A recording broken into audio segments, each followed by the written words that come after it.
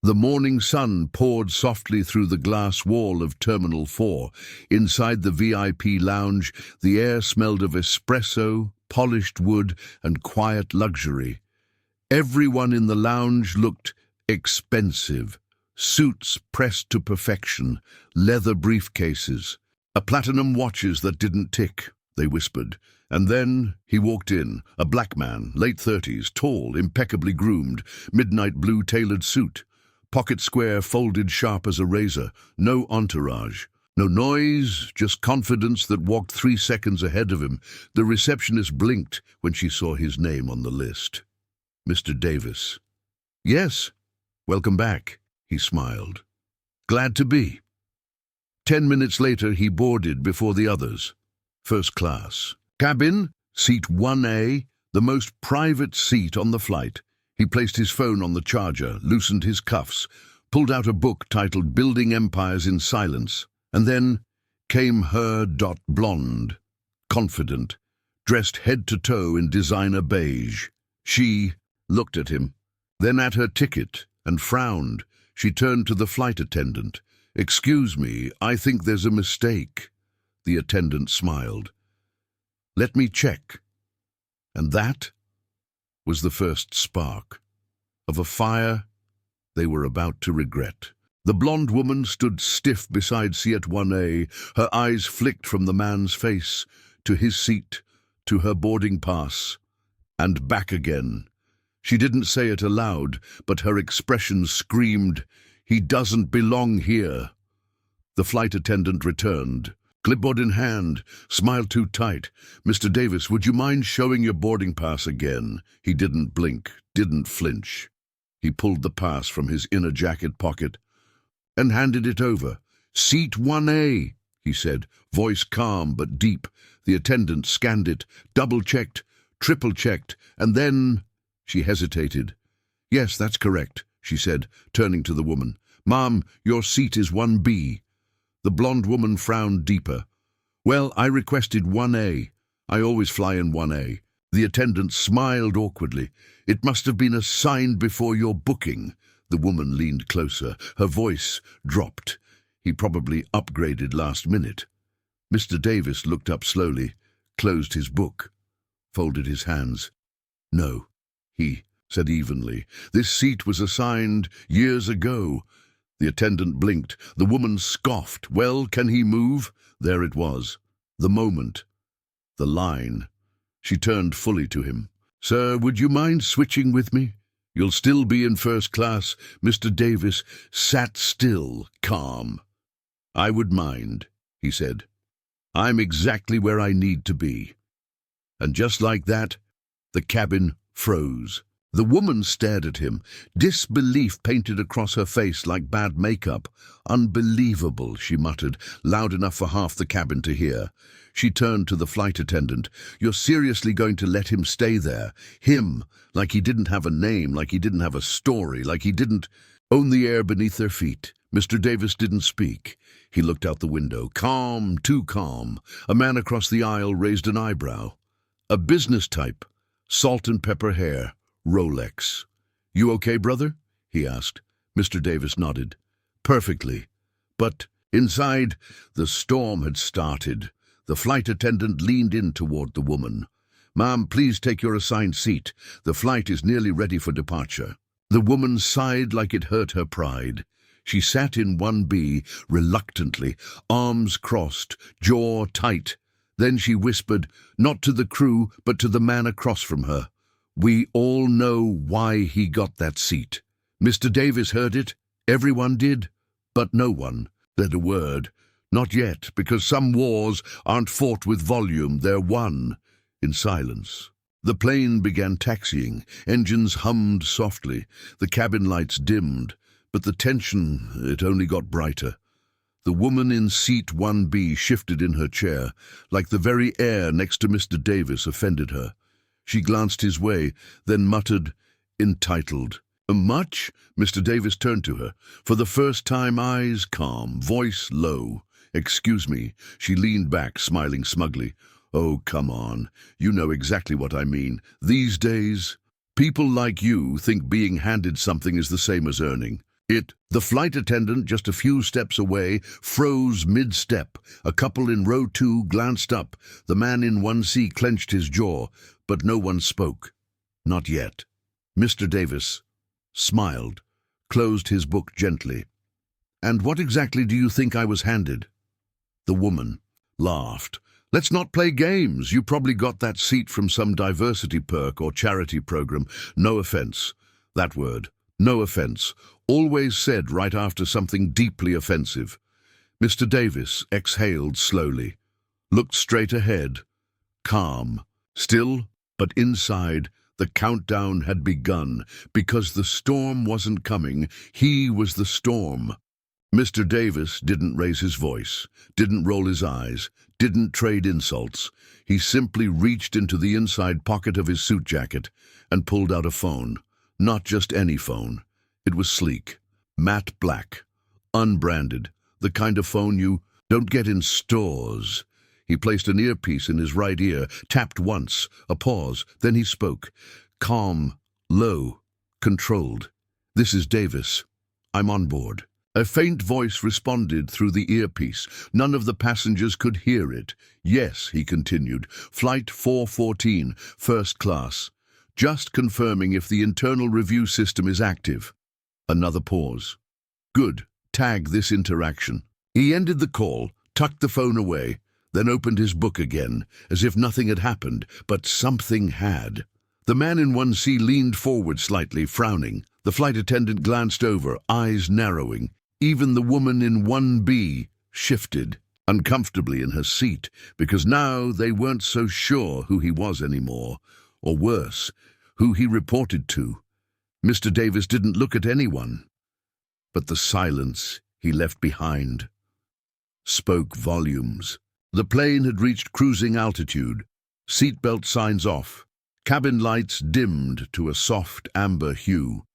Drinks were being served, laughter trickled through first class, but not from row 1. Madison, the senior flight attendant, leaned into the galley. She looked at her junior, whispering, "Pull up the manifest." "Why?" "Just humor me." The junior attendant tapped the screen. Names, seats, codes. A. Davis, Nathaniel. Madison stared at the screen, eyes narrowing. "Search him." The junior frowned. "That's against protocol," Madison hissed.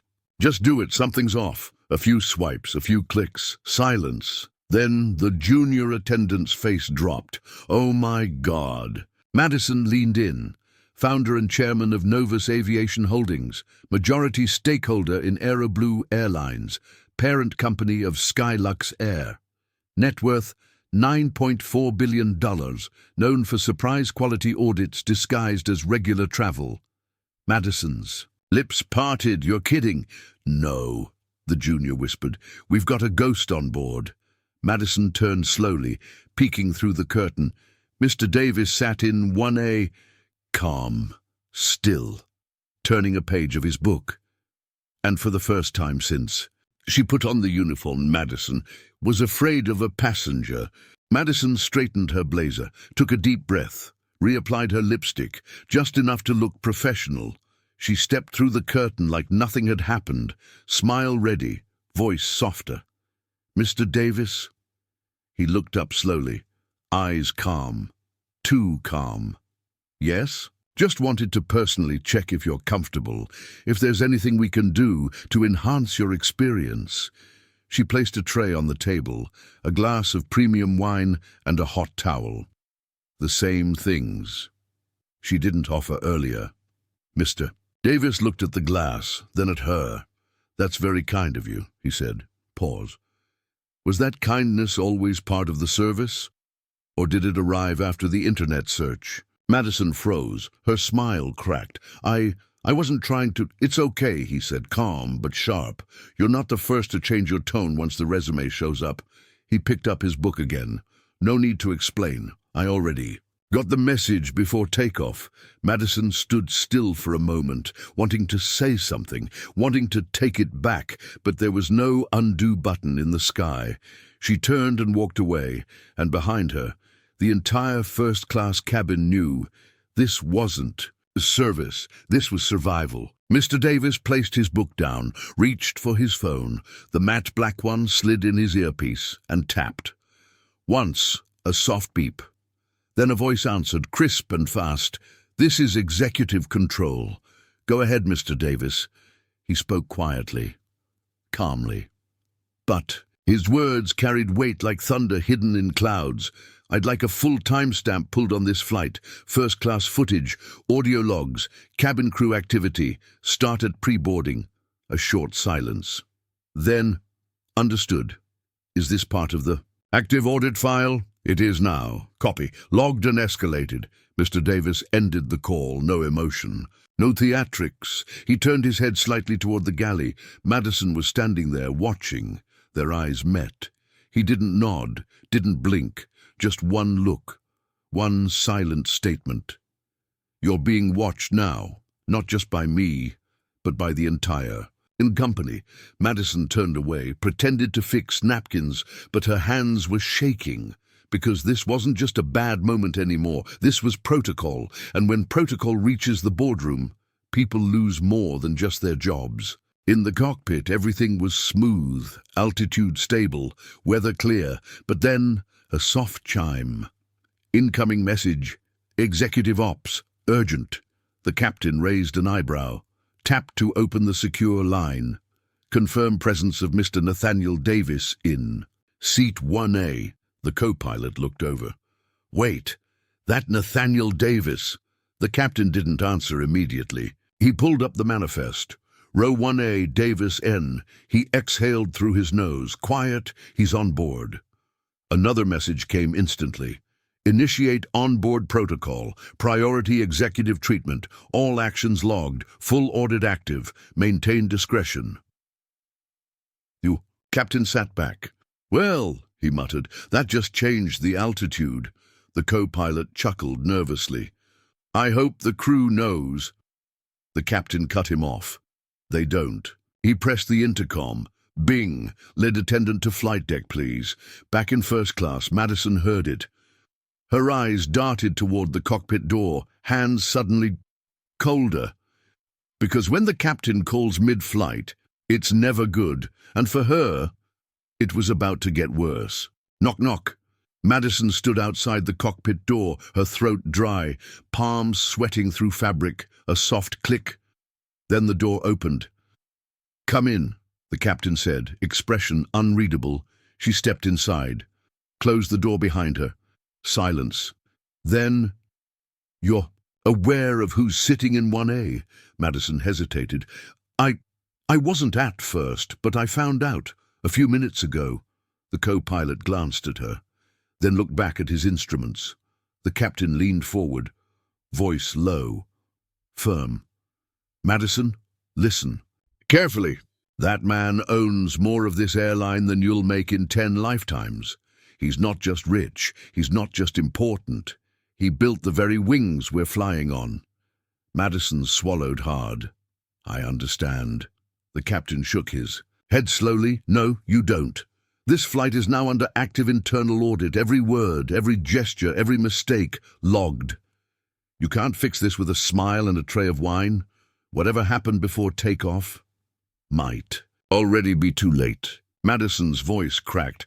Should I apologize to him again?" The captain looked her dead in the eye. "No. What you should have done was treat every passenger like he mattered before you knew his net worth." A pause. "Now," he added, "now you wait." Madison left the cockpit, her footsteps suddenly louder than the engines, because that sound behind her, that wasn't a closing door. It was the sound of her future slipping away. The captain's voice came over the intercom, calm, precise. "Ladies and gentlemen, we've begun our descent into JFK International Airport. Estimated arrival in 18 minutes. Please return to your seats and fasten your seatbelts." But no, one in first class moved. Not really. They were too busy sneaking glances at seat 1A. Mr. Davis sat as he had the entire flight, still, silent, and unreadable. The blonde woman in 1B hadn't spoken in over an hour.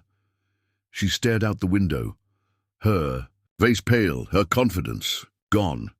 In the galley, Madison rehearsed lines under her breath. Maybe if I just say, "It wasn't intentional. I didn't know." But deep down she knew. No script could save her now. Meanwhile, on the ground, a black SUV pulled. Up to gate C7 out stepped a man in a navy suit, clean-shaven, tall, holding a sleek silver tablet. His earpiece crackled. "Flight 414 is on final descent." "Confirmed, Mr. Davis on board." The man nodded. "Copy." Executing reception protocol. Two more men joined him, one from Human Resources, the other from Corporate Risk and Compliance. Their faces were neutral, professional, cold. Because when the owner flies undercover, some heads are going to roll. Back in the sky, the wheels touched the runway with a soft thud. But for a few people on board, the real landing was just beginning. The seatbelt sign turned off. Ding first class was quiet. Too quiet. Passengers instinctively reached for their carry-ons, but something felt off. No one stood. No one wanted to be first. A flight attendant's voice came over the cabin speakers. "Ladies and gentlemen, please remain seated for a moment. We have a brief delay at the gate." That was a lie, and everyone knew it. A few seconds later, a quiet chime from the intercom in the galley. Madison picked up. "Cabin lead, you are requested to disembark first and report to gate C7.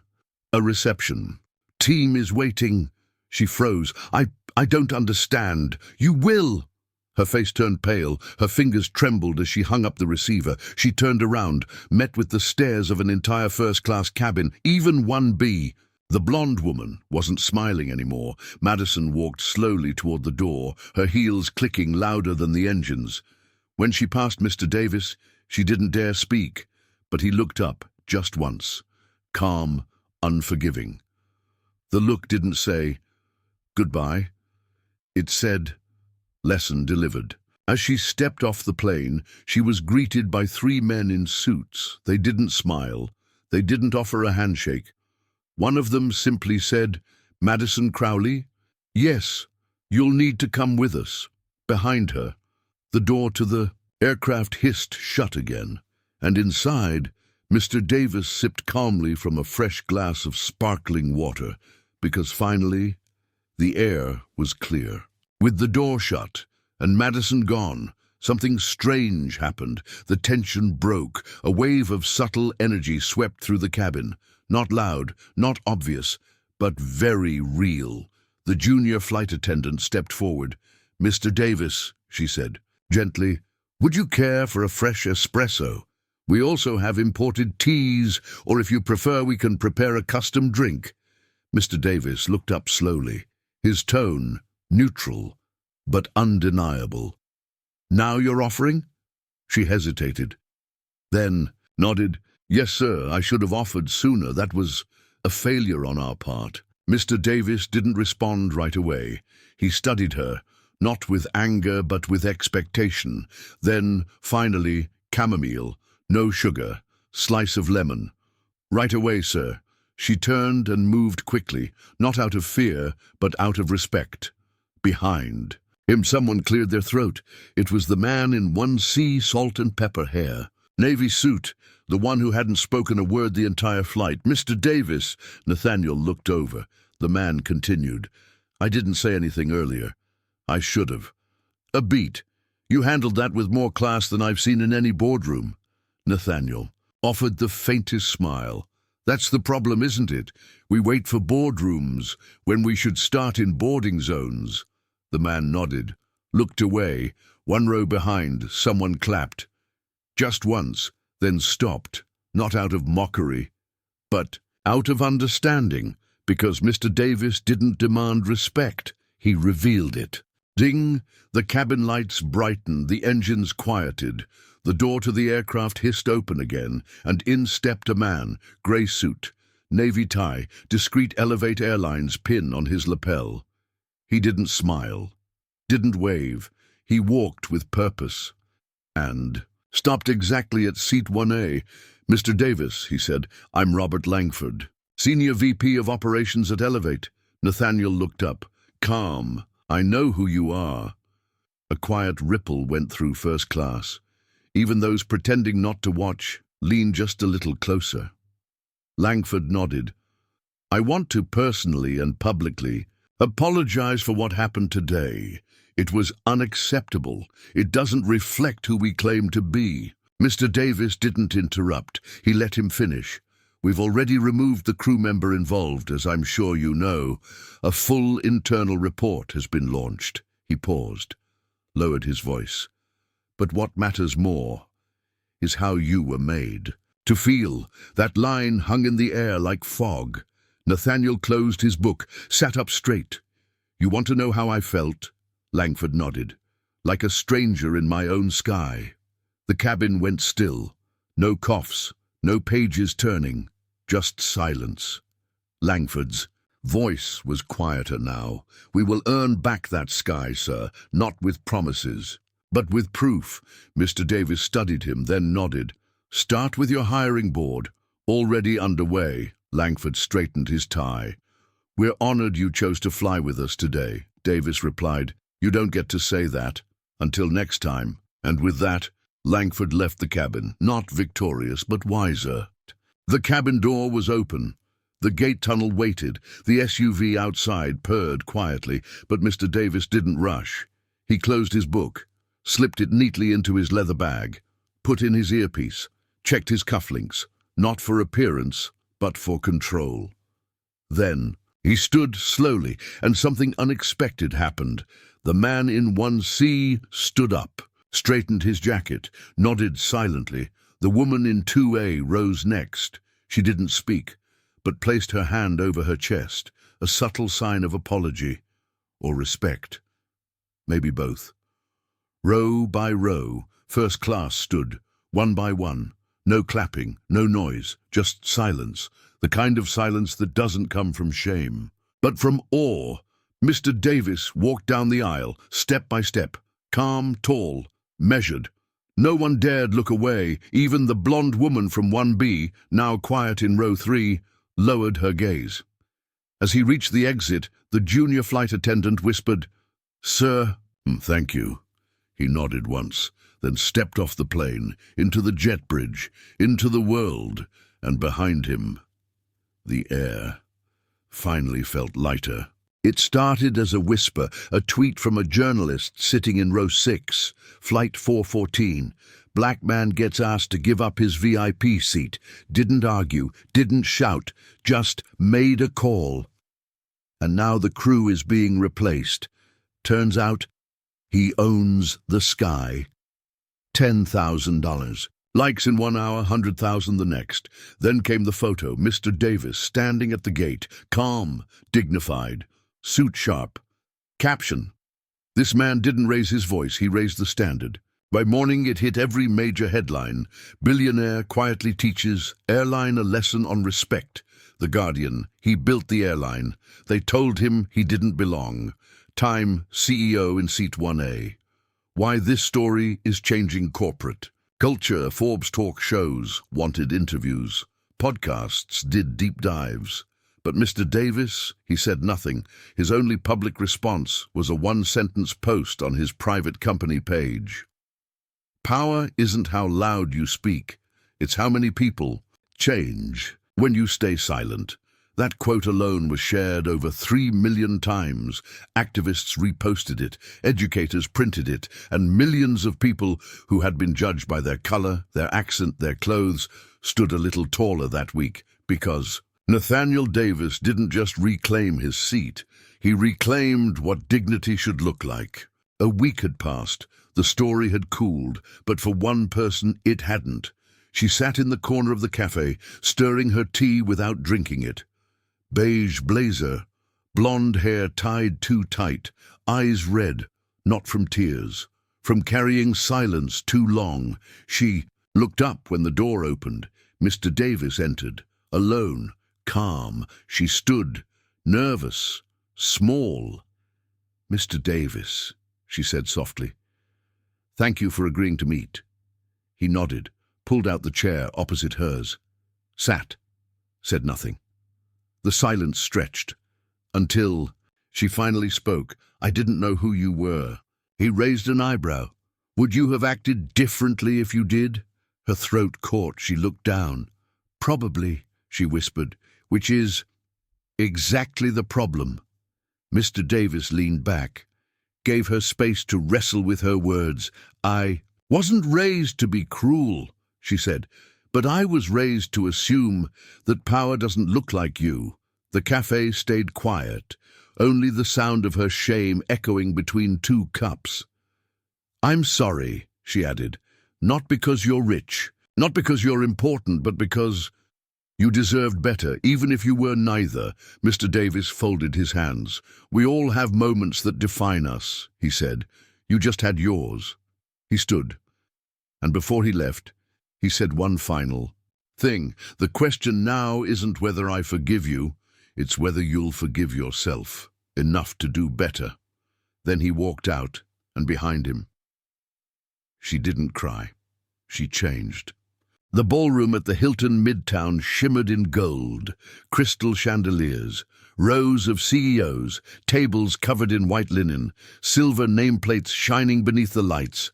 It was the annual Leaders of Legacy Summit, the place where industry giants came, not to brag, but to inspire, and this year the keynote speaker was Nathaniel Davis. As he walked onto the stage, the room applauded. Some stood, some had tears in their eyes because they knew the story. He stood behind the podium.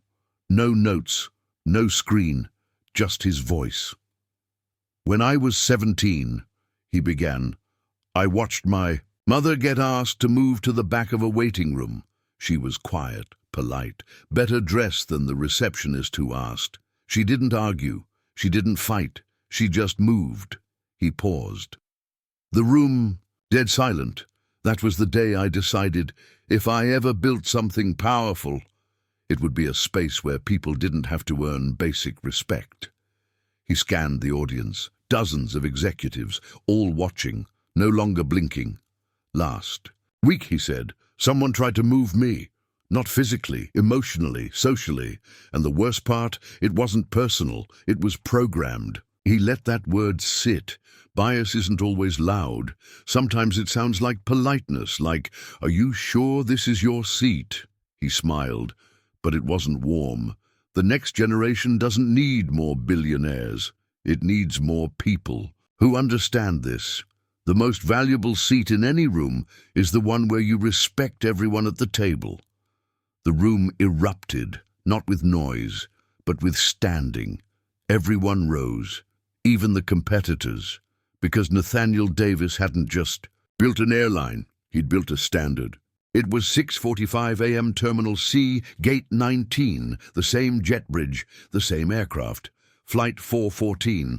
But this time, the boarding process felt different. No tension, no whispers, just professionalism and curiosity. Mr. Davis arrived last. No security entourage, no cameras, just him. Calm, holding a leather briefcase and a document folder. The junior flight attendant, the same one from before, looked up, her face lit with both surprise and humility. Welcome aboard, Mr. Davis. He smiled gently. Thank you, you remembered. I never forgot. He boarded silently, sat in seat 1A just like before. Then 20 minutes later, after the doors had closed, he stood up, turned around, and addressed the entire first-class cabin. Some of you may recognize me, he began. Some of you were here last time. He held up the folder. In here is a program we're launching today. We're calling it Elevate from Within. He looked around the cabin. We're starting a leadership scholarship, specifically for airline crew members from underserved communities, flight attendants, baggage handlers, ticket agents, the people passengers don't post selfies with. A quiet murmur moved through the cabin. Mr. Davis continued, the young woman who served me water the day I was humiliated is now being sponsored for a corporate training program. She'll be the first. The junior attendant standing in. The galley gasped softly, covered her mouth, not because she was perfect, Davis said, but because she had the courage to look me in the eye even when I had no title in hers. A beat. We change systems, not just by punishing the loud, but by elevating the quiet. He sat down. The passengers didn't applaud. They couldn't. Their hands were too busy wiping tears. The plane soared above the clouds, cruising at 36,000 feet. The light outside was soft, the cabin even softer. Mr. Davis sat in seat 1A, not working, not reading, just watching. Watching a young mother in row 4 receive help with her baby from a male flight attendant, watching a woman in economy being offered a free snack without asking, watching a black couple board and not get second-glanced. And slowly he smiled, a soft, subtle smile, the kind that says, "It's starting." When the plane landed, no announcements were made, no reporters, no applause. Mr. Davis stood, grabbed his bag, nodded to the junior attendant, now wearing a badge that read, "Leadership Fellow, Elevate from Within." She beamed. "Safe travels, Mr. Davis." He paused. "You too. You've got higher places to go." He stepped off the plane. No cameras, no press. Just him. Walking calmly through the terminal like any other passenger. But the ground felt different now, not because it changed, but because he did. And somewhere, on another flight, a new face was taking their place in seat 1A.